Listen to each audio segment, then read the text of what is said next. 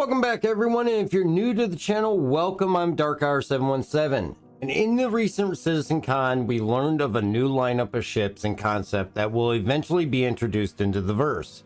In this video, we're going to be taking a look at these and all the variants. Before we get into it though, if you enjoy the videos, please hit that like and subscribe button, as it does help get the videos out to more people, and if you've already subscribed, thank you. Stick around till the end to find out how you can get entered in to win one of these new concept ships as well. During the ship panel in CitizenCon, they opened up with an announcement of the Spirit series of ships. These come to us from Crusader, who also manufacture the Ares Starfighter, the Hercules series of heavy lifting ships, and the Mercury Star Runner. The Crusader style is definitely front and center in the design of these ships. The ship themselves appear to be well laid out in the information that we've received so far. Coming in 3 different variants, the Spirit line offers the A1, a combat-oriented version with heavy bombing capabilities, the C1, a cargo variant, and the E1, which is a luxury executive design. These 3 ships are currently available for pledge through the RSI website. The C1 is available at $100 as a war bond or $110 as a standalone ship. The E1 is available for $135 as a war bond and $150 as a standalone, and the A1 is available for $155 war bond or $175 for a standalone. There's also a package that obtains all 3 for $370 on a war bond with LTI or $410 as a non-war bond. Also, they have additional paints that are available, and with the concierge versions, each comes with one of the paints that are available. CCUs are also available for all 3 variants of the Spirit line. In the current information that's out there about the Spirit lineup, the dimensions are a length of 46.5 meters, a width of 43.5 meters, and a height of 10 meters. All 3 are considered a medium class ship with a crew capacity of 2. Stock, it's going to be slated to receive size 2 components for the power plant, coolers, and shield generators. Where they're going to differ the most is the role that each of them are going to serve and how they're outfitted defensively versus offensively. The C1, as stated, is the cargo variant and will have 48 SCU of cargo space, which puts it on par with the Drake Cutlass Black, which comes in at 46 SCU.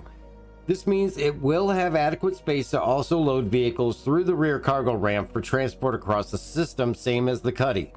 The C1 defensively will see 2 size 2 nose guns and 2 size 3 wing guns, which have not yet been determined as to which models. But the C1 will also include a small missile complement of 6 size 2 missiles, as well as a size 3 tractor beam due to its cargo role.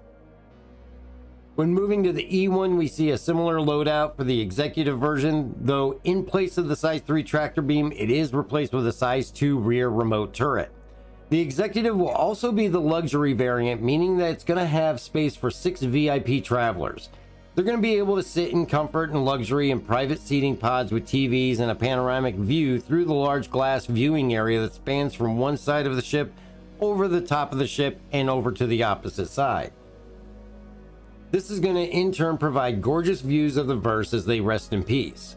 The interior will be more designed for opulence and form over function, and include the newest in Mixmaster technology, which will be able to make any beverage available at the ease of an interaction. This will also include private storage lockers for the passengers to secure any items they are bringing, and all of this is going to be laid out over 2 floors of interior space. The A1 flips the switch from a defensive aspect to a more offensive purpose though. Being outfitted for a more aggressive role, the A1 is outfitted with the same loadout as the E1, but adds to that a total of 8 size 2 missiles alongside its payload of 10 size 5 bombs that can be dropped from the midsection bay, which is accessible from the interior or through the rear access ramp. Unknown at this time if the rear ramp will allow for any smaller vehicles to gain access yet or not, so that'll have to be seen. The design of the Spirit is sleek and appears as though it will cut through the atmosphere en route to its destination with ease. With its sharp lines and angles, the ship really has a style unique unto itself, even though it is still uniquely Crusader. The shape lends itself to the silhouette of a spearhead cutting through the air. The stock paints add an additional style element with the high contrast of black and white styling and the sleeker stealthy black and gray coloring of the A1. The ship as a whole does fit right into that medium size and is a perfect competitor for the Cutlass series from Drake. And though each manufacturer has specialty variants, where the biggest competition is going to actually be is between the Cuddy Black and the C1. As Drake does not offer a bomber or a luxury variant, same as Crusader does not offer an interdiction dropship or a medical version. Though I will say the Cuddy Black does have a slight edge over the C1 on paper, being that it is more heavily armed. But we will not know for sure until the Spirit series is live in the verse, which will still be some time.